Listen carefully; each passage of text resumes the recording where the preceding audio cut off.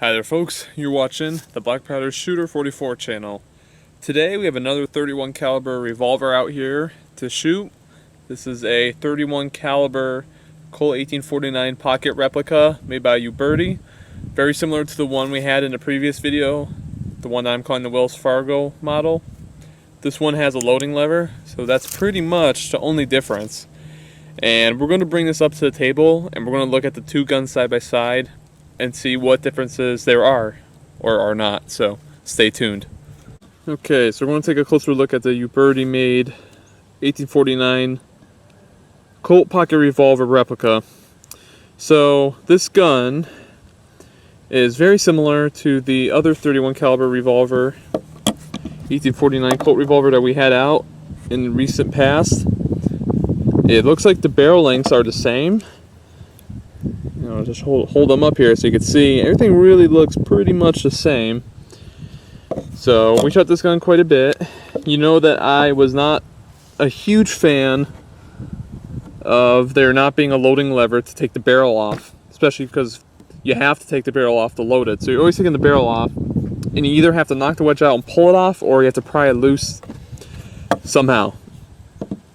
This gun, we have the little loading lever, which gives us a little bit of leverage to get that barrel off when we want to do so. I'm going to load it both on the gun and off the gun today, just to see, compare. I like loading these off the gun. You get better compression on a bullet, which means you can fit in a little bit more powder, and you get a little bit more punch out of these little guns. So another thing I noticed, this gun does not have a spring tension barrel wedge. It's just your regular wedge without that tension, and I don't know how I feel about that, but we're going to see how it holds up today. I'm going to get this gun loaded up, and then we're going to fire it downrange. Stay tuned.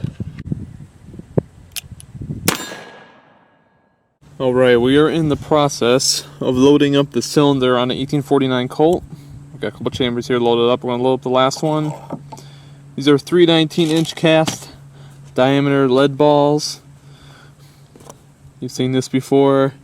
It's custom rod for seating a 31 caliber projectile in the chamber. We've got a mallet to send it home.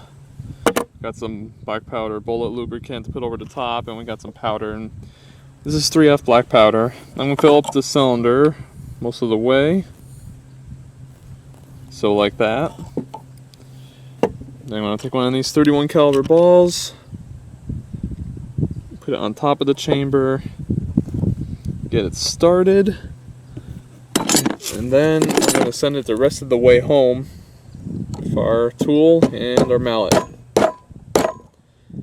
Okay, so we got real good compression on the powder there.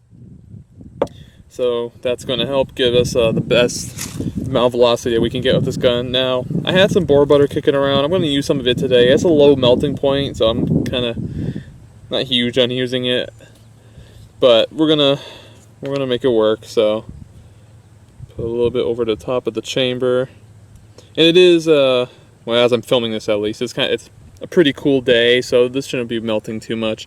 Let's put some over the chamber like that, and we're gonna do it for each chamber, and that's gonna keep the fouling soft. Not necessarily prevent chain fires, but it's more to reduce the amount of fouling building up as we're out here shooting. So I'm gonna do that, cap it up, and we're gonna shoot off downrange. Okay, we are about 7 yards away from the paper target. We're gonna put the 1849 Colt downrange on it, see where this is shooting, and we will work from there.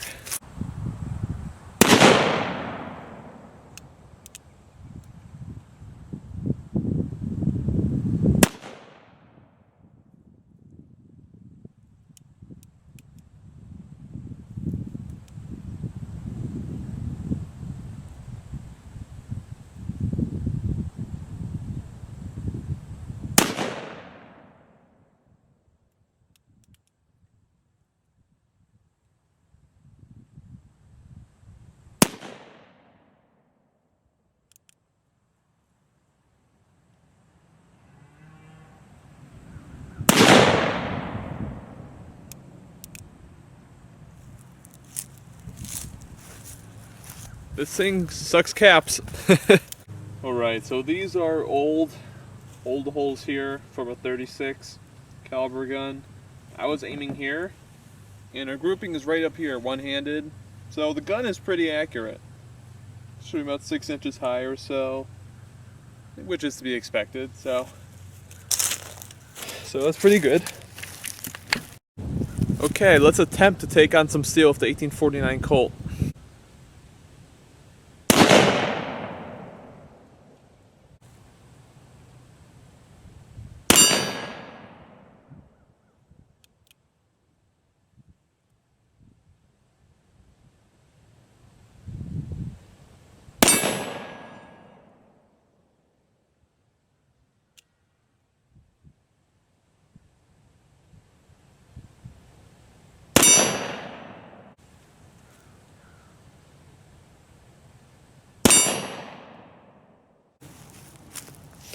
Okay, so we just got through that round of shooting.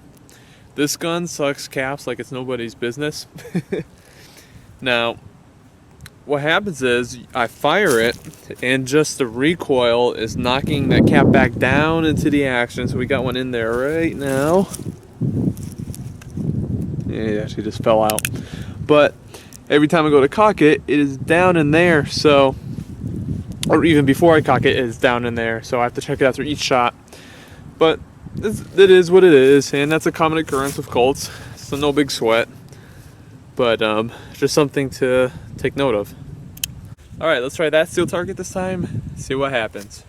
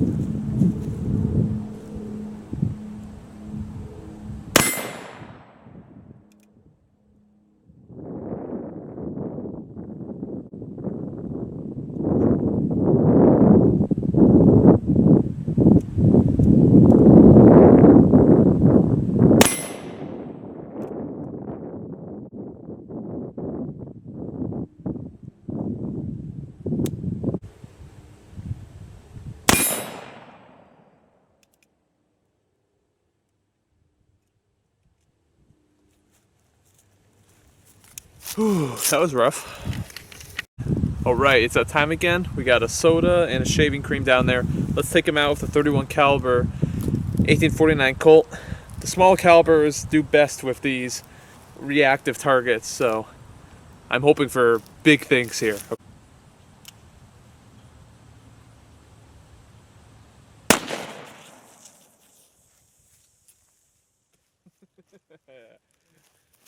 Oh, the soda got me a little bit.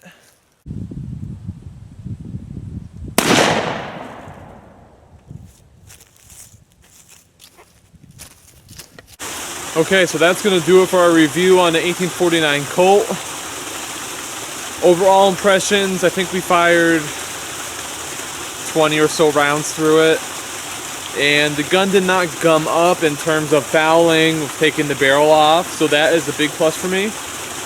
This gun does have a little bit of a, I guess what I call a soft lockup. Actually, it happened just now.